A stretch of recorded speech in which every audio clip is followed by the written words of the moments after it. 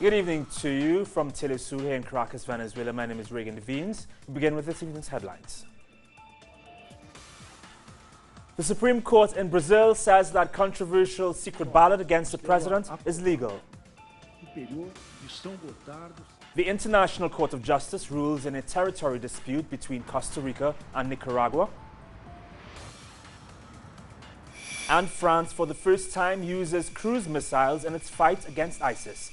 The details on these stories and more now.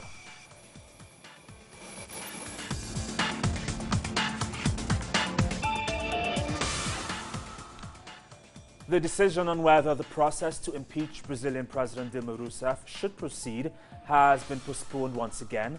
The Supreme Court was expected to take the decision this week, Wednesday, but was delayed for time. Judge Luis Edson Fachin took the whole session to vote, so the other 10 ministers will have to do it on Thursday. But in his statement, Fachin admitted the legitimacy of a secret ballot last week initiated by Edward Cullen that led to impeachment proceedings against Rousseff. If the court adopts this view, the Senate would have to start an impeachment trial right away after the House approval, and Rousseff would be suspended as president. Vice President Michel Temer would take over during the Senate trial, which can last 6 months. In Argentina, the new right-wing government led by businessman Mauricio Macri has already anticipated that it will seek to build close ties with the U.S. in its foreign policy, something which is not seen so well among citizens. From Buenos Aires, our correspondent Laureano Ponce with those details. One of the first political definitions of the new Argentine government has been its international alignment. Foreign Minister Susana Marcorra has said that Argentina needs to build useful ties with other countries and that the free trade agreement of the Americas should not be seen as a bad word. The FTAA does not currently exist, and it went down 10 years ago thanks to Néstor Kirchner, Lula da Silva and Hugo Chavez. That is why I think that if there is a will to reinstall the FTAA, we should start to worry.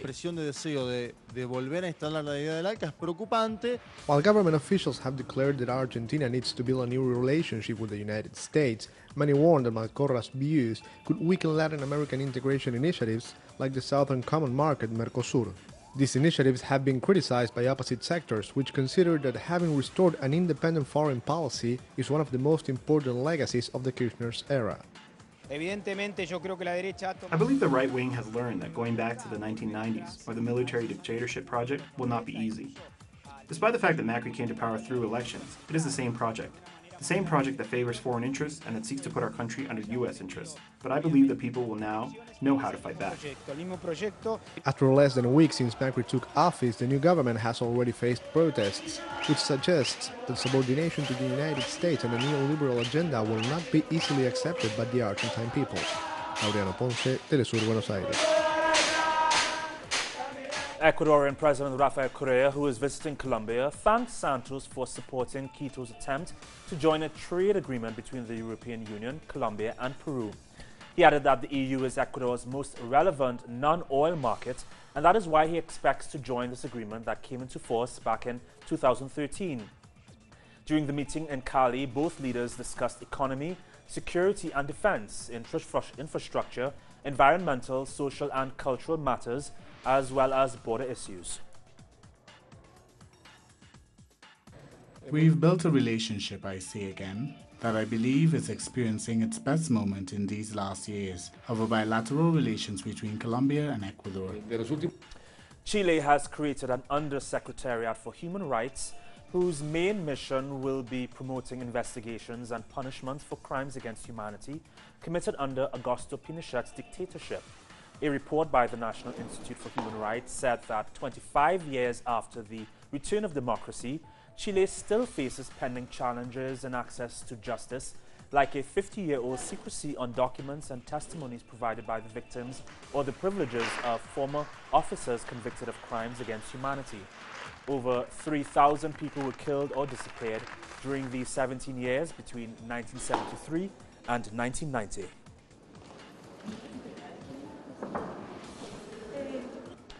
Chilean state mining giant Codelco expects to produce 50,000 tons of copper annually at a recently inaugurated mine in central Chile. With the mineral at a 6-year low, the company responsible for 11% of the world's copper production is closing an extremely complex year and plans to reduce costs next year by an additional $600 million that add to the over $11 billion cut in 2014. Codelco has already fired 400 of its 200,000 workers. On Tuesday, Mexico opened up its third phase of bidding for private national and international oil companies to exploit the country's oil reserves, which for 77 years were strictly national property. Although the Mexican government hopes the privatization of the sector will draw further investment into the country, analysts warn that the current adverse conditions in the oil market may provoke the government's plan to backfire. Clayton Kahn reports. A group of 79 private oil firms and consortiums placed their bids for 25 onshore mature fields in regions of Mexico where oil drilling first began more than 100 years ago. The bidding committee will present on December 17th to the government organization, the National Hydrocarbon Commission, the results of the bidding proposals for each contractual area, so that the corresponding verdict will be made and the public declaration of each contract. This verdict will be published in the official diary of the Federation. This is the third round of bidding this year since Mexico passed its polemic energy reform, privatizing the industry and, according to analysts, furthering an unspoken strategy to dismantle Mexico's state-run oil company, Pemex. Finally, Pemex, as an operator, is reducing its capacity. It's reducing its intervention and is being handed over to the transnational banks and companies so they can enter the oil business and guarantee the future of energy for the United States while confiscating its own future. However, this auction comes as Mexican crude has been averaging at $27 per barrel, compared to $98 in 2013 when officials developed and approved the energy reform. Given that 1/3 of Mexico's public spending comes from its sale of oil, economists say the mixture of low oil prices and volatile international markets will negatively impact the average Mexican family in the coming year. These same economists say the growing economic uncertainty mixed with Mexico's insecurity crisis and potential land disputes where oil reserves are located will further problematize the implementation of the country's energy reform. Clayton Kahn, Telesur, Mexico City. Costa Rica's President Luis Guillermo Solís has expressed his satisfaction of the International Court of Justice's ruling, saying that Nicaragua violated Costa Rica's sovereign territory by establishing a military presence in parts of a disputed waterway, and that it must compensate its neighbor. The International Court of The Hague has also recognized Costa Rica's sovereignty over a 2.5 square kilometer disputed territory known as Isla Calero on the border with Nicaragua. The ruling is the latest stage in a long-running legal battle between the two countries, which have regularly exchanged mutual accusations of violating the other's territory in the wetlands at the mouth of the San Juan River.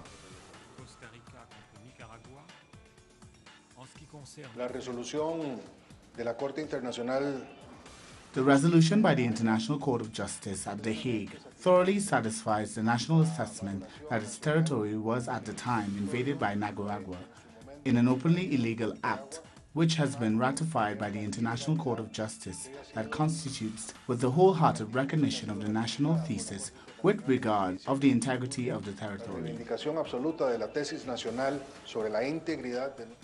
3 different demonstrations have collapsed Uruguay's capital, Montevideo, at the end of a year with one of the highest levels of labor disputes since 1995. Taxis and buses were on a 24-hour strike for the upcoming closure of a cooperative that would leave 600 workers on the street. At the same time and place, municipal workers protested for the lack of a budget agreement. Also, Social Security workers protested the closure of the admission sector of a state's health center. Here's a look at what's coming up next. The French Defense Ministry uses cruise missiles for the first time against Islamic State group targets. This story and more next.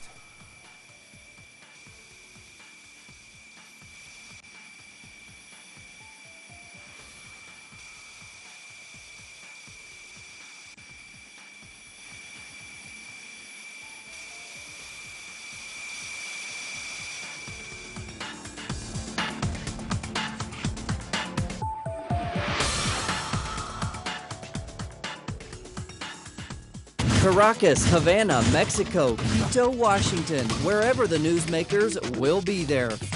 Watch on telesurtv.net/English. Telesur, wherever the news, you'll be there. Rod Stars, G1, and Claudia de la Cruz are Rebel Diaz, hip-hop activists positioned within a history of political resistance through music. And you don't stop. They invite young people to express themselves about their social struggles. And you don't stop. Watch it on telesurtv.net/English.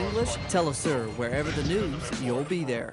From London, an interpretation of current world politics as presented by the activist, writer and historian Tariq Ali. The emergence of the United States as a global empire. The world today, only on telesurtv.net in English. Wherever the news, you'll be there. For the first time in its campaign against the self-named Islamic State group, France has used cruise missiles to hit targets. The Scalp cruise missiles are guided by their own onboard computers, can travel over longer distances and hit with greater precision than normal bombs, which greatly reduces the chance of civilian casualties. The missiles were launched at buildings in the Al-Qaim area of western Iraq, which, according to the French Defense Ministry, is a civilian neighborhood that also serves as a training center and logistical depot for ISIS. Meanwhile, many are applauding the gains made by Russian and Iranian strikes in Syria in the fight against extremist forces. Telesur's Hazem Abdullah explains.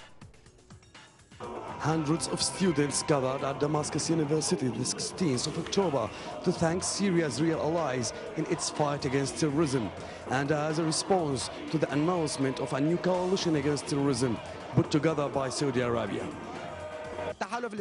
We know that the Saudi Islamic alliance will not happen without US approval. The United States is avoiding a military clash with the Russians, and especially as they know that Syria's strategic importance to the Russians. We believe it's better for Saudi Arabia to stop terrorism within its own borders. Students raised the flags of Russia and Iran as well as the flags of the Lebanese resistance Hezbollah side by side with the Syrian flag, in the presence of Iranian ambassador and the Russian Council, who stressed the depth of relation with Syria and the continued support. We are not just friends, we are brothers, and we are sincerely thankful for the Syrian people, to the Syrian government and the Syrian Arab Army, and especially our most sincere thanks to the President Bashar al-Assad.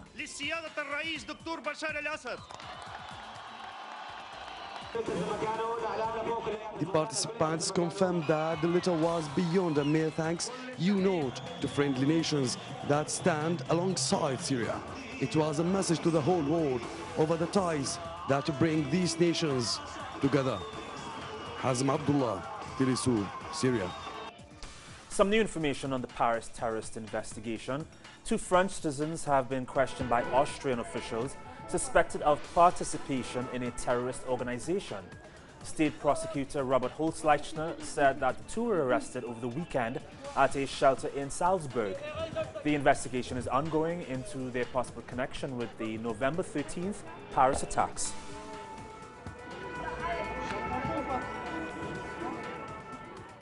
The U.S. Federal Reserve has raised interest for the first time since 2006 interest rates. The rise has been 0.25 percentage points, bringing it to 1/4 to 1/2%. In 2008, the Fed cut the federal funds rate to nearly 0 in an attempt to help the economy recover in view of the global economic crisis.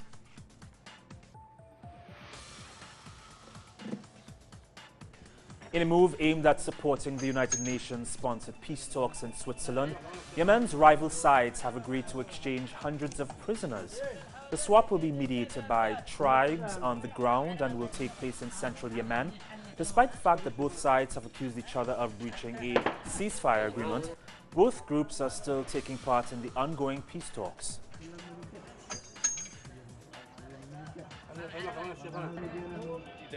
Jailed Saudi Arabian blogger Raif Badawi has been awarded the 2015 Sakharov Prize.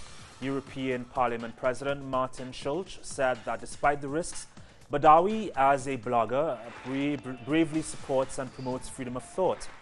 This is in reference to the fact that he was sentenced to 1,000 lashes and 10 years in jail for insulting Islam and for cybercrime. His wife, Insaf Haider, accepted the reward on his behalf. My husband is not a criminal. He's not a highwayman, a drug trafficker. He has done nothing to deserve such a harsh sentence. He simply expressed his views and set them out on paper. He's dreaming of a better world, that's all. A world where people are allowed to think as they wish and express what they think. He spoke out clearly, and that's what's angered the religious leaders, not just in Saudi Arabia, but throughout the Arab world. It's been 1 year since the Army Public School in Peshawar, Pakistan was attacked by 7 gunmen, where over 140 people were tragically killed, many of them children. In the wake of the attacks, teachers and students have struggled to cope. However, parents of the slain children say that they're still seeking answers about how the nation's security apparatus could have failed them so completely. We had a big loss on that day. Today we have remembered our martyrs. We will not rest, we will not be discouraged. Nowadays our children are going to school with determination. We will defeat the enemy. To Gaza now, where a former crisis is posing a serious threat as winter approaches. More on this story with Telesu's Noor Harazin. As a freezing winter renews in Gaza Strip, residents in the coastal territory voiced disappointment against expected long hours of power cuts. Officials at the Power Authority in Gaza warned that Gaza's sole power plant could fail to even meet a minimum of 8-hour power schedule per day, due to the high consumption rates of power in the cold winter season. Gaza depends on the Qatari-funded fuel, which comes from Egypt, as well as the diesel, which is let into the besieged territory from Israel. We have a 50% permanent deficit in power supplies, and this shortage greatly affects all aspects of daily life in the Gaza Strip. The Gaza Strip needs more power supplies each year, and the arrival of winter and the sudden cuts of some lines have increased the deficit and the burden. Fuel shortages have made all aspects of daily life in Gaza in danger, affecting health, transportation, sanitation, and water pumps. It has become impossible for the power company to meet the minimum power needs of the population. Furthermore, environment specialists in Gaza Strip have repeatedly warned that the frequent use of electric generators during blackout hours will negatively affect the environment in Gaza Strip and result in air, sound, and health pollution. Noor Harazin, Telesu TV, Gaza. Here now is a brief look at other news stories around the world. As a freezing winter renews in Gaza Strip, residents in the coastal territory voiced disappointment against expected long hours of power cuts. Officials at the Power Authority in Gaza warned that Gaza's sole power plant could fail to even meet a minimum of 8-hour power schedule per day, due to the high consumption rates of power in the cold winter season. Gaza depends on the Qatari-funded fuel, which comes from Egypt, as well as the diesel, which is let into the besieged territory from Israel. We have a 50% permanent deficit in power supplies, and this shortage greatly affects all aspects of daily life in the Gaza Strip. The Gaza Strip needs more power supplies each year, and the arrival of winter and the sudden cuts of some lines have increased the deficit and the burden. Fuel shortages have made all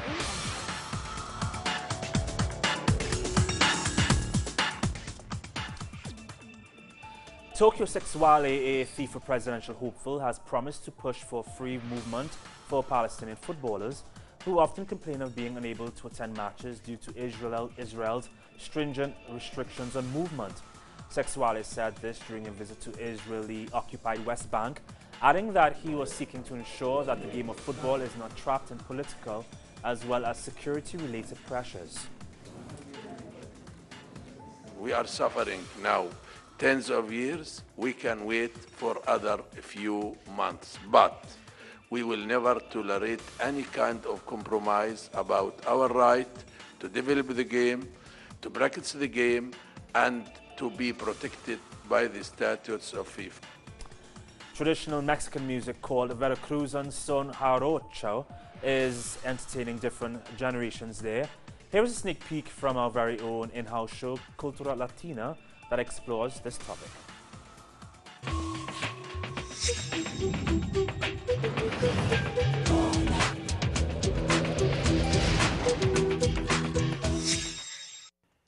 week in Cultura Latina, we have a taste of traditional music with the Veracruzan son jarocho music that keeps entertaining different generations among other modern beats.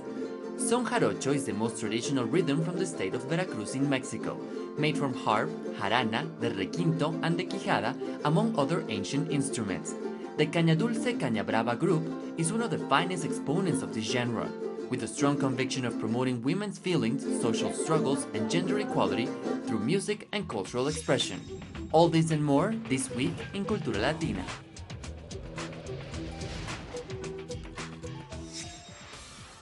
Great show there. You can join us on Facebook, Instagram, and on Twitter for more on these and other stories.